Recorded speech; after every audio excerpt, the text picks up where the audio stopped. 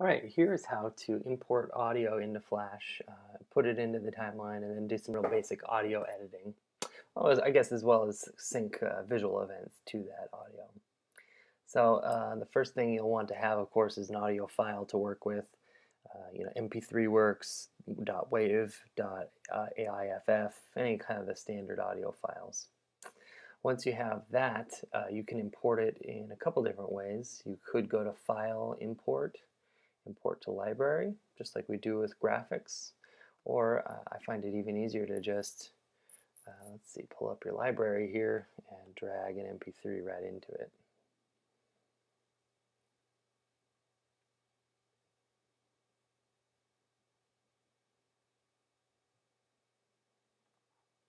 Right. Alright, so now I have an audio file in my project here. I can test it, make sure it works. Hopefully you hear that it works.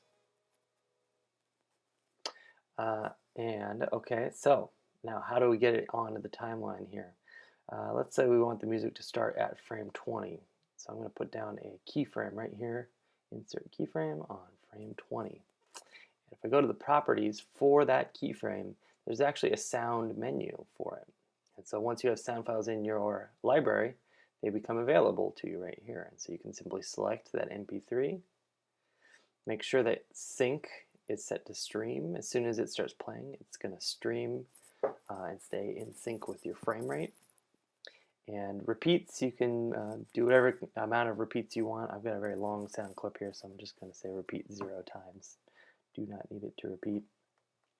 Now, as we saw in class, these audio clips actually need frames to play out on. They're not going to act like a movie clip and just kind of initiate and just go on their own timeline. So to prove that,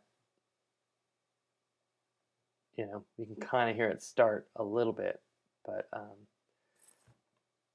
but basically what we're showing there is we need to have a bunch of frames to let that music play out. So I'm going to just go to like frame 320 here, insert a frame, and now you can see in your timeline you have a WAV file. And so now while you're scrubbing, as well as while you're just playing by hitting return, you can hear the audio, and that's going to be useful. Not only can you hear it, but you can see it, and that's going to be useful for a few different reasons. First off, let's make a new layer here. Say we wanted to see there's a kind of a lump of audio right here. That means something louder is happening, and of course I can test that by playing it. But I'm going to say, at least right around this area, I want some visual thing to happen. And so I'm going to insert a keyframe and have one of my awesome boxes appear right then and there. And so now it plays the music, plays.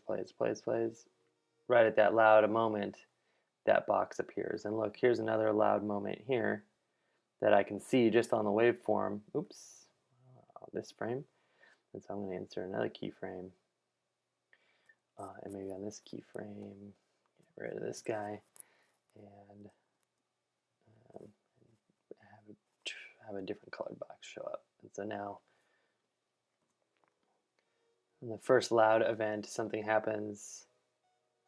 On that loud event, something happens, and that's kind of the basics of syncing visual events to audio events. You can kind of visually get close based on what you see happening in the waveform, and then you can kind of nudge it, one frame or one frame to the left or right.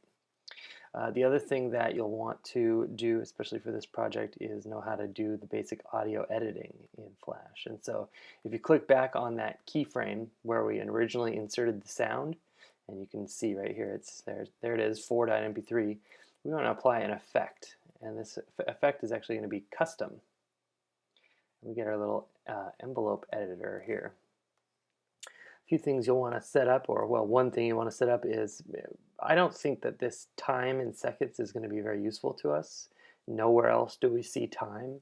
We're always working in frames, so I'm not even sure what the time's doing there, but frames it seems like it'd be a lot more useful to us, because now we can see that, oh yeah, frame 20 here matches up with frame 20 here. And so this allows us to do real basic volume editing, or what some programs we'd call automation.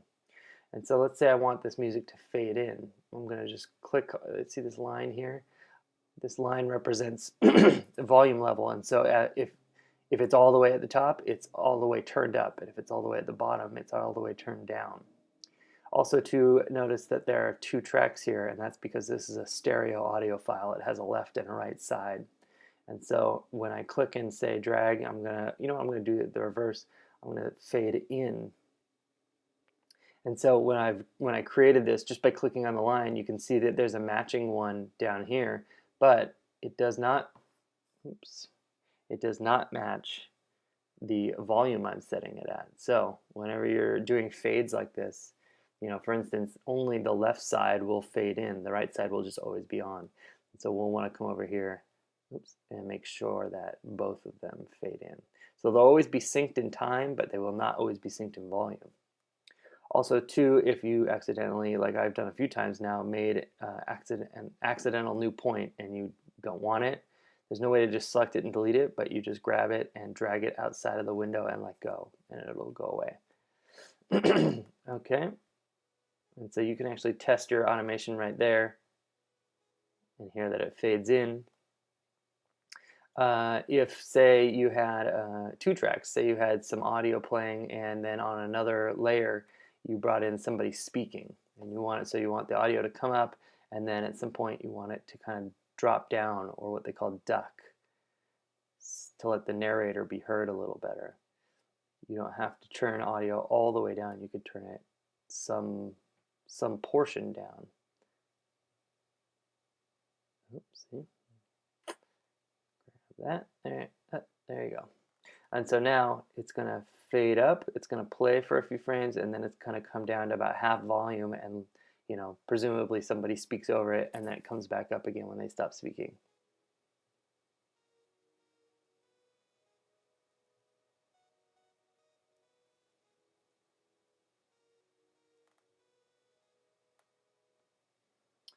All right, that is how to import audio, sync up visual events to the audio, kind of the beats in the audio or whatever events you have going on in the audio, and also how to do that custom effect, that volume automation.